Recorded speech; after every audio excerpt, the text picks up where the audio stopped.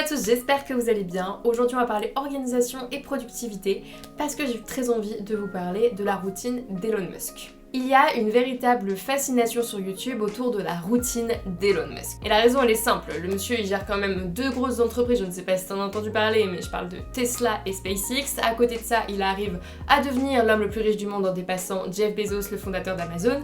Et en parallèle de tout ça, il arrive à avoir une vie de famille et il a pas moins de 6 enfants. Il a dévoilé les coulisses de son quotidien et la toile s'est alors enflammée et on a vu fleurir de partout des vidéos du type « Je teste la routine d'Elon Musk pendant une semaine et je vois ce que ça m'a apporté ». Si c'est cette vidéo que tu t'attends à regarder, ce n'est pas ce que je vais faire aujourd'hui. Non, moi aujourd'hui je vais essayer de répondre à la question « Est-ce que cette personne est réellement un génie ?» Ou est-ce que nous aussi, on est capable de mettre en place dans notre quotidien des petites actions tirées de la routine d'Elon Musk pour réussir à être, bon, peut-être pas aussi productif que lui parce que ça me semble quand même un bon level, mais au moins gagner un peu plus en productivité. Donc si tu es tombé sur cette vidéo totalement par hasard parce que tiens, tu étais en train de scroller alors que tu devais être en train de bosser, eh bien sache qu'à la fin de cette vidéo, normalement tu quitteras la plateforme YouTube. Faut pas que YouTube m'entende, sinon ils vont pas mettre en avant mes vidéos. Et de cette façon, tu vas mettre des actions en place pour réussir à être plus productif. Alors j'ai lu énormément d'articles sur la routine d'Elon Musk et je vais t'en donner les grandes lignes pour que tu comprennes un peu à quoi ressemblent ces journées types. Donc il se réveille à 7h et la première chose qu'il fait c'est boire un café. On s'en fout des conseils nutritionnels pour un petit déj sympa, non, un café et au travail. Et il commence toujours par traiter ses mails. Une fois qu'il a terminé ce premier bloc de temps, eh bien il peut réellement commencer sa journée et sa journée consiste, il le dit, à créer le maximum de valeur possible à chaque heure de sa journée, c'est-à-dire que chaque heure, il se pose la question comment je peux mettre à profit le mieux possible l'heure qui arrive pour créer le plus de valeur possible. Il prend en moyenne 5 minutes de pause le midi pour manger et tous les soirs, il prend 1 heure avec ses enfants et 1 heure tous les dimanches pour faire des cookies. Alors, quelles leçons tirer de cette routine qui ne fait pas tellement envie finalement. La première leçon que je tiens à tirer de la routine d'Elon Musk, c'est justement qu'il a une routine et que toutes ses journées se ressemblent. Alors, pourquoi c'est une leçon ? Mettre en place une routine dans votre quotidien, c'est ce qui va vous permettre de gagner en discipline. Et la discipline, c'est l'élément qui va vous sauver quand toute motivation sera absente. Parce que oui, on a tous des journées où on se réveille, on n'a qu'une seule envie, c'est de rester au lit et de regarder des séries Netflix. Alors que si vous mettez en place une routine, vous n'allez pas penser à rester au lit et à regarder une série Netflix, vous allez vous lever parce que vous savez ce que vous avez à faire et vous n'avez pas le temps d'y penser. Ça va accélérer la phase de mise en action, qui est la phase la plus compliquée. Combien de fois ça vous est arrivé de procrastiner, parfois pendant des heures, et quand vous vous y mettez finalement, vous vous rendez compte que c'était pas si difficile. Le fait de mettre en place une routine va vous permettre d'éviter de penser. Vous savez ce que vous avez à faire, tout est timé, et donc plutôt que de passer des heures à vous dire est-ce que je me mets réellement au travail, bah vous vous mettez au bureau et vous vous y mettez. Donc Elon Musk, le matin quand il se lève, même s'il a la flemme, même s'il n'est pas motivé aujourd'hui, il sait que là, à 7h, il doit traiter ses mails parce que tous les jours il fait ça. Donc à vous de mettre en place des éléments dans votre routine qui va vous permettre justement d'éviter d'avoir à penser à qu'est-ce que j'ai à faire, et ça va vous permettre de gagner un temps fou et de déjà être plus productif. Ce qui va avec cette routine, c'est le poids des habitudes. C'est-à-dire que mettre en place un rituel autour d'une mise en action au travail va vous permettre de faire en sorte que votre cerveau il switch tout seul de mode. Du mode je dormais au mode je me mets à travailler. Et donc pour ça, Elon Musk il le traduit dans le fait qu'il précise qu'avant de se mettre au travail, il prend un café.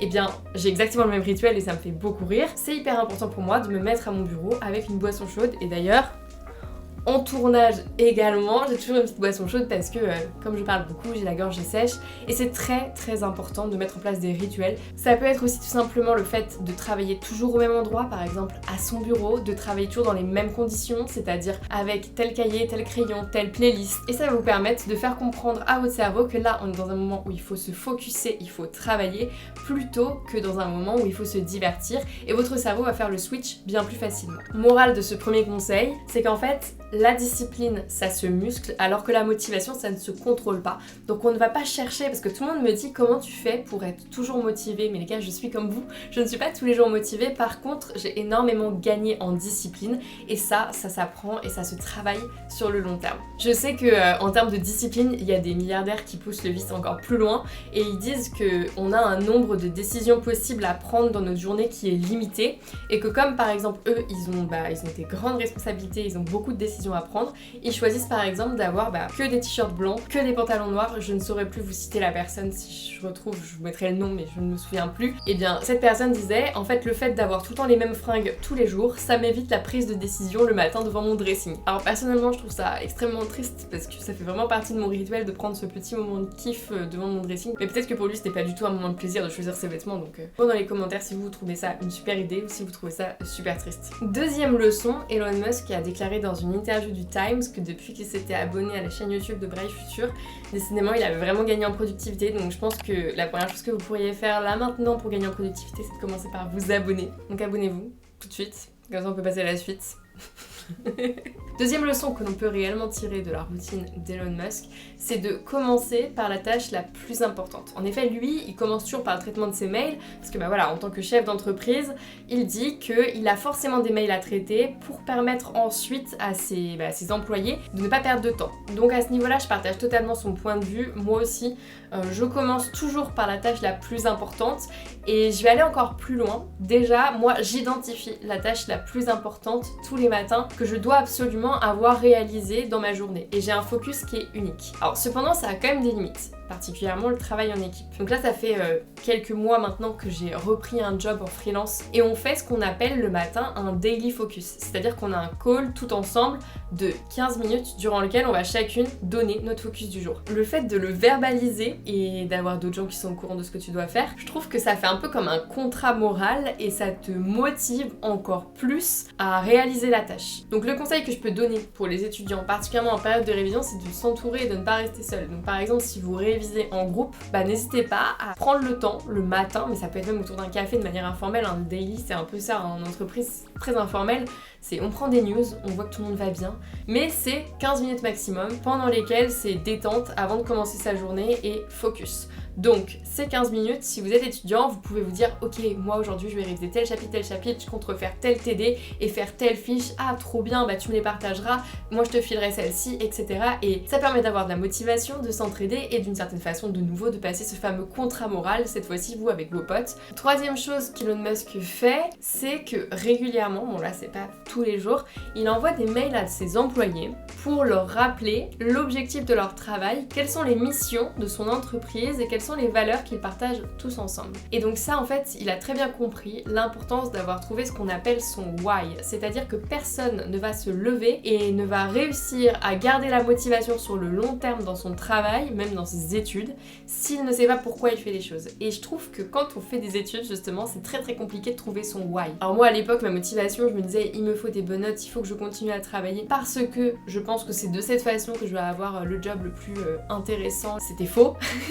Donc aujourd'hui, si je voulais dire un truc à la Claire de l'époque, c'est que oui, il faut qu'elle continue à travailler et continue d'avoir des bonnes notes, plus parce que de cette façon, elle va pouvoir gagner en discipline et que plus tard, le fait qu'elle aura acquis cette discipline lui permettra de faire des grandes choses et qu'elle gagnera sa liberté de cette façon. Ensuite, Elon Musk, on l'a vu, après avoir traité ses mails, il dit qu'il va faire des activités créatrices de valeur. Alors mon analyse de ses propos, c'est que ça signifie qu'il a toujours en tête la loi de Pareto. Donc c'est la loi qui dit que 80% du résultat de votre travail va être produit par 20% de vos efforts. Donc si je prends un exemple, pour cette vidéo, typiquement j'ai passé énormément de temps à faire des recherches en amont. Et bien ça c'était clairement les 80% du travail qui n'ont pas servi à grand chose, les 20% du travail qui vont créer le résultat, c'est justement le moment qui est là maintenant, qui est le tournage. Et pourtant le tournage il va me prendre maximum 1 heure. Et la loi des 80-20, elle peut s'appliquer à énormément de choses. Donc j'imagine que la question que se pose Elon Musk à chaque fois qu'il entame une nouvelle heure, puisqu'il dit qu'il optimise son temps heure par heure, c'est qu'est-ce que je peux créer la prochaine heure qui va faire partie des 20% d'efforts qui vont créer les 80% de résultats. Et de cette façon, il itère pour réduire justement au maximum ces 80% d'efforts qui servent à rien et à arriver à un ratio presque inversé. Maintenant, il y a une deuxième loi qui est la loi de Parkinson, qui pour moi est très liée à la loi de Pareto, qui dit que le temps que l'on va consacrer à une tâche, c'est le temps qu'il nous reste avant le rendu de celle-ci. Donc par exemple, pour une vidéo YouTube, typiquement, je vais continuer à fignoler le montage, améliorer la miniature, continuer la barre d'infos, etc. tant qu'elle n'est pas publiée. Et donc le temps que va me demander une vidéo YouTube peut être très très variable. Si jamais je sais que je dois la publier ce soir, typiquement je vais accélérer tout, le montage, l'écriture, etc. Le script va être beaucoup plus court, ça va être que des mots-clés. Je vais tout accélérer. Alors que si je sais que j'ai du temps, je vais prendre le temps de faire plus de recherches, je vais prendre le temps de plus écrire, je vais peut-être tourner des plans supplémentaires pour vous en intégrer en plan de coupe, je vais chercher des nouvelles musiques, je vais refaire mon intro. En fait, je vais allonger le travail et je vais rentrer finalement dans ce 80% de tâches qui va s'allonger, qui ne servent à rien par rapport au résultat. Genre c'est pas parce que je fais une animation de ouf à la 11e minute que je vais avoir une amélioration drastique de ma vidéo. Et donc la parade que je peux vous recommander pour éviter ce problème et éviter justement que ce 80% soit trop énorme, c'est de rapprocher les deadlines. Alors c'est des deadlines que vous allez vous fixer avec vous-même. Moi ce que je fais c'est que je me mets tout le temps la pression. Par exemple, je dois créer une page web, et bien je vais commencer par me dire ok, il faut qu'elle soit terminée dans 2 heures. Et genre là je fais tout le maximum parce que je sais que dans ces fameuses 2 heures, je vais faire les 80% de résultats. Ensuite, je vais montrer ça à ma boss en mode voilà, j'ai la V1 et elle va me faire les retours sur les petits fignolages qu'il faut faire et les petits fignolages qui sont pas forcément nécessaires et ça va me faire gagner du temps. 5e point, se fixer des objectifs. Alors ça c'est, je triche un peu, ce n'est pas un conseil d'Elon Musk, mais en fait je me suis dit que ça faisait totalement sens dans l'idée qu'on ne peut pas choisir les activités qui vont créer de la valeur si on n'a pas des objectifs précis, et donc ça m'amène à vous présenter une méthode que j'ai déjà présentée dans plusieurs vidéos qui est la méthode SMART. Donc c'est une méthode qui est extrêmement connue pour se fixer des objectifs, donc des objectifs qui sont spécifiques, mesurables, ambitieux, réalisables et temporels. Alors spécifique, c'est-à-dire que il doit être défini très clairement sans ambiguïté. Mesurable, c'est-à-dire que tu peux te fixer des KPI, on appelle ça donc des, je sais pas comment on dit, je sais même pas comment on dit en hors langage de startup. Des objectifs mesurables, donc par exemple pour une chaîne YouTube, on peut se dire mon objectif mesurable c'est de publier une vidéo par semaine. Parce que si tu te dis que ton objectif c'est un nombre d'abonnés, typiquement ça dépend pas vraiment de toi, donc il vaut mieux que tu te fixes des objectifs mesurable type une vidéo par semaine parce que ça dépend de toi et tu peux vraiment avoir un impact dessus. Ensuite ambitieux, c'est-à-dire qu'il faut que ce soit challengeant. Faire une vidéo par semaine alors qu'on a déjà 2 jobs à côté, c'est pas mal, donc je considère que c'est ambitieux, c'est challengeant et donc ça m'excite de le faire. Réaliste, c'est-à-dire que même si ça doit rester challengeant, ça doit être faisable et atteignable, parce que sinon ça va juste te déprimer parce que tu n'atteindras pas tes objectifs. Et enfin temporel, un objectif doit forcément être associé à une deadline. Et donc là je vais t'expliquer un peu comment moi je me fixe mes objectifs parce que je commence toujours justement par ce facteur temps. Actuellement dans mon quotidien je travaille pour 3 gros projets. Donc il y a Brave Future, il y a un premier client et un deuxième client en freelance. Et bien pour chacun d'entre eux, je me suis fixé des objectifs à court, moyen, long terme, 1 semaine, 1 mois, 3 mois. On peut encore aller plus loin et se dire 6 mois, 1 an. Mais 3 mois, moi je trouve ça déjà ouf parce que sachant qu'on est dans des petites boîtes, il y a plein de choses qui peuvent se passer en 3 mois, 1 semaine, 1 mois, 3 mois, je trouve ça très bien. Pour autant, j'ai une routine. C'est-à-dire que le lundi, le mercredi, le jeudi, je travaille pour un client numéro 1, le mardi pour un client numéro 2, le vendredi, le samedi, le dimanche pour Brave Future. Ça c'est mes semaines classiques. Et j'aimerais bien réussir à trouver une journée dans ma semaine pour ne rien faire. Ça viendra plus tard. Et bien si je prends l'exemple de Brave Future, actuellement j'ai mon objectif à 1 semaine, 1 mois, 3 mois. 1 semaine, cette semaine c'était de sortir une page de lancement pour un projet qui sortira en septembre. Le lien sera caché dans la barre d'infos, je ne vous en dis pas plus. J'ai réussi à la sortir, j'ai réussi à terminer cette page, ça y est, tout est en ligne. Mon objectif ensuite à 1 mois, c'est de réussir à terminer justement ce fameux produit. Et mon objectif à 3 mois, c'est de réussir à le sortir. C'est-à-dire que tout soit terminé, campagne de pub incluse, etc. Donc ce que tu vois aussi là, c'est que mon objectif à 1 semaine, il me permet d'atteindre mon objectif à 1 mois, qui me permet lui-même d'atteindre mon objectif à 3 mois. Et ça, je trouve que c'est hyper important et ça te permet en fait de sous-découper. C'est-à-dire que ton très grand objectif de 3 mois, il pourrait se découper, on va dire, en 3 objectifs mois par mois. Et donc le mois prochain, c'est mettre en place la campagne de communication. Et de cette façon, par mois, par exemple, la campagne de communication, tu vas pouvoir rediviser en semaines. Donc par exemple, lister tous les influenceurs qui m'intéressent, mettre en place la campagne Google Ads, la campagne Facebook Ads, créer la vidéo YouTube de lancement. Et en fait, comme ça va te permettre d'avoir comme une roadmap très claire sur tes 3 mois, voire ton année. Et moi perso, depuis que je fais ça, ça m'aide aussi à garder mon why en tête et à me motiver de ouf le matin, parce que quand je me lève le matin, je sais pourquoi je me lève, pour mon objectif de la semaine, pour mon objectif à 1 mois, pour mon objectif à 3 mois. J'imagine que je vous ai tous saoulés avec mes dates là. C'est le truc que j'ai trouvé pour aussi atteindre mes objectifs, parce que j'entends beaucoup de gens qui disent je n'arrive pas à atteindre mes objectifs, je n'accomplis rien dans ma vie. Est-ce que tu t'en es fixé déjà? C'est la première chose à faire, c'est d'avoir des objectifs clairs en tête. Et donc au quotidien, par quoi ça se traduit ces objectifs? Eh bien ça se traduit par exemple par le fait que tous les dimanches soirs, la chose que je fais c'est choisir mes focus de la semaine pour chacun de mes projets, lister les tâches que je veux faire dans la semaine pour réussir à atteindre ces objectifs Et ensuite, je prends simplement un agenda et je bloque des blocs de temps de 30 minutes à 2 heures en fonction de la tâche. Et en fait, le dimanche soir, je me couche en étant sereine parce que toute ma semaine est déjà programmée. J'ai mes focus sur chacun de mes projets qui sont quotidiens et je sais exactement ce que je vais faire heure par heure. Je garde toujours bien sûr des créneaux de au cas où. À peu près 20% de mon temps est dédié au cas où. Ça c'est la loi de Murphy, il y aura toujours des imprévus.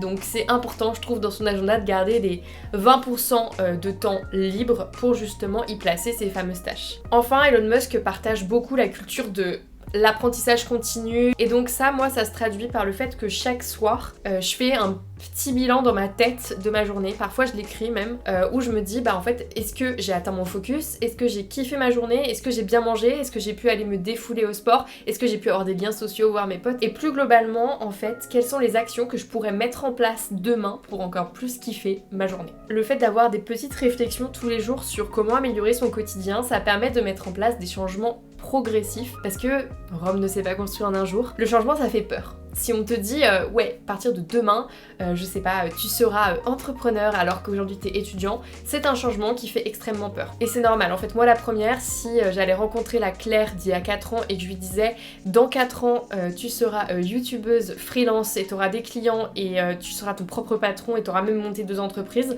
je serais en mode panique totale, je n'y croirais pas. Et ça me paraîtrait un changement tellement énorme, mais en fait il s'est fait progressivement et donc petit à petit j'ai réussi à me construire ce quotidien et le changement, même si en vrai il a quand même été un peu brutal avec le Covid, mais sans le Covid en vrai je pense qu'il aurait été très smooth, très doux et que ça se serait très bien passé. Le fait de vous créer cette vidéo aujourd'hui, ça m'a amené à me poser la question, mais en fait est-ce qu'on peut être trop organisé? Parce que je sais que je suis extrêmement organisée, en fait tout le monde me le dit, quand les gens arrivent chez moi, en fait c'est même physique, même mon espace est extrêmement organisé. Les gens quand ils arrivent chez moi, c'est la première réflexion qu'ils se font, c'est waouh, c'est extrêmement rangé, parce que oui en fait mon espace est tout aussi rangé que mon cerveau. Et donc on peut se demander en fait est-ce que être trop organisé ne pourrait pas nuire à un moment à la productivité? Dans le test de personnalité MBTI sur lequel j'ai fait toute une vidéo que je vous mettrai tout de suite dans le petit i, eh bien il y a toute une dimension, la 4e, qui détermine justement ton niveau d'organisation. Et en fait, cette dimension liée à l'organisation, elle s'oppose à la flexibilité. Et la première fois que j'ai fait ce test, je dois avouer que j'ai totalement pris peur parce que j'ai vu que j'étais donc à 96% organisée et genre 4% flexible, ce qui était très très faible. Et donc en fait, ça c'était il y a 4 ans je crois, j'ai vraiment pris conscience que j'avais des progrès à faire en termes de flexibilité. Et donc ça se traduit par le fait que j'ai énormément de mal à gérer les imprévus. Quand un imprévu se présente à moi, ça peut tout de suite me toucher violemment, j'ai l'impression que mon monde s'écroule alors qu'au final, détendons-nous, souvent ce n'est pas très grave ce qui se passe. Sauf que moi, pour moi c'est en train de remettre en cause toute mon organisation, tous mes plans. Alors j'ai fait beaucoup de travail sur moi-même pour ça, parce que typiquement le Covid nous a tous amenés à progresser, je pense, en termes de flexibilité, puisqu'on savait pas une semaine sur l'autre si on allait avoir des couvre-feux, si on allait pouvoir voir sa famille, si on allait pouvoir organiser tel ou tel projet, parce que forcément on était dépendant de la situation du pays dans lequel on était. Donc aujourd'hui j'arrive à accepter tous les imprévus sur lesquels personne ne peut rien. Donc par exemple il y a un bug technique sur notre site web, je dois arrêter tout ce que je fais et je dois le prendre en charge. Ça c'est un imprévu qui limite m'excite parce qu'en plus il y a un challenge. Donc ça, j'arrive à dealer avec. Par contre, les imprévus du type j'ai organisé tout un tournage et au final il se trouve que la personne avec laquelle je dois tourner ne m'a pas prévenu que en fait elle n'allait pas faire ça avec moi et donc au dernier moment tout s'annule, ça je supporte pas. Ça peut me mettre vraiment extrêmement mal. Et le problème c'est que je sais que les gens sont tous très différents et que en vrai c'est plutôt rare d'être aussi organisé que moi et c'est pas forcément quelque chose de positif quand je le dis et que donc en fait les gens ne comprennent pas pourquoi ça me met aussi mal. Les gens sont en mode mais en fait tranquille, genre tu as autre chose à faire, tu vas pouvoir faire ci, ça. Non mais je sais en fait, mais accepte que je ne suis pas capable aujourd'hui, je n'ai pas les ressources en moi nécessaires pour prendre bien la nouvelle. C'est-à-dire que je me suis levée pour faire telle action, ce soir je vais être triste de pas pouvoir l'avoir fait. Voilà, tout simplement. Et donc aujourd'hui j'ai abandonné le fait de ne pas ressentir d'émotion face à ce genre de situation, mais j'ai plutôt essayé d'apprendre à l'accepter et à faire comme si de rien n'était. Genre plus tard je vais avoir besoin d'extérioriser, d'en parler, etc. Mais sur le coup, je vais essayer de passer outre et de continuer la chose. Alors que pour moi, clairement, c'est très difficile. C'est très très difficile, surtout quand ce n'est pas situationnel et que ça dépend vraiment de quelqu'un, d'une prise de décision que la personne a faite sans se rendre compte de l'importance qu'elle avait pour moi. Autre chose qui me pose vraiment problème, ce sont tous les imprévus liés au train, à la RATP, la SNCF. Ça vraiment, ça me met mais... Vous voyez mes stories sur Insta, vous comprenez. Clairement, ça me met mais dans des états. Si je dois conclure sur ce point, est-ce que l'organisation nuit à la flexibilité? Honnêtement, je pense que non. Dans le sens où moi, le fait d'être organisée et justement de me laisser ces 20% aujourd'hui de flexibilité dans mon emploi du temps, et ben ça m'a permis de trouver la bonne dose pour justement être capable de faire face aux imprévus. Et que sans cette organisation qui me rassure, en fait, je me sentirais tellement mal. Genre si je devais être en full impro, ça ne se passerait pas du tout bien. Donc, je pense qu'aujourd'hui, c'est mon organisation qui m'aide à dealer avec les imprévus et donc qui m'aide à être flexible. Mais ça, je pense que c'est vraiment propre à chacun. Et donc c'est là que je vois un peu la limite du test MBTI parce que pour moi, c'est pas forcément parce que t'es extrêmement organisé que t'es pas du tout flexible. Si on ne devait garder aujourd'hui que 3 enseignements que nous a appris Elon Musk, je dirais que le premier, c'est la force de la routine, des habitudes, parce que ça nous permet vraiment de gagner en discipline et ça va nous permettre d'affronter les jours où la motivation est totalement absente. Deuxième enseignement, il est très important de se fixer des objectifs pour avoir une ligne directrice à 1 semaine, 1 mois, 3 mois. Je trouve que c'est des bons timings, des tâches que l'on a à réaliser. Troisième enseignement, très important d'organiser des blocs de temps de 30 minutes à 2 heures dans sa semaine. Et ce que je peux vous recommander, c'est de tenter, dès ce soir, vu qu'on est dimanche, de vous faire votre planning pour la semaine.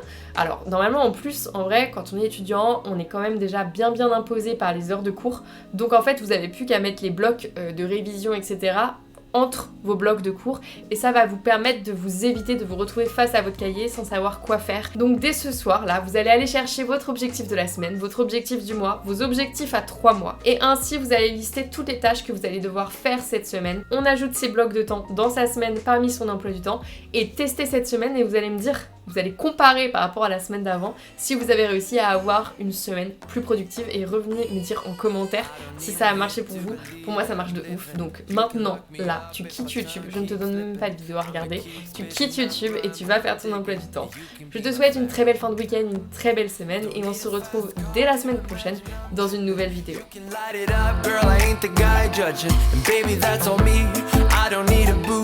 This is every part of me and everything I do. If it's the money part you're digging me, I will take you to a place downtown. But if you don't like all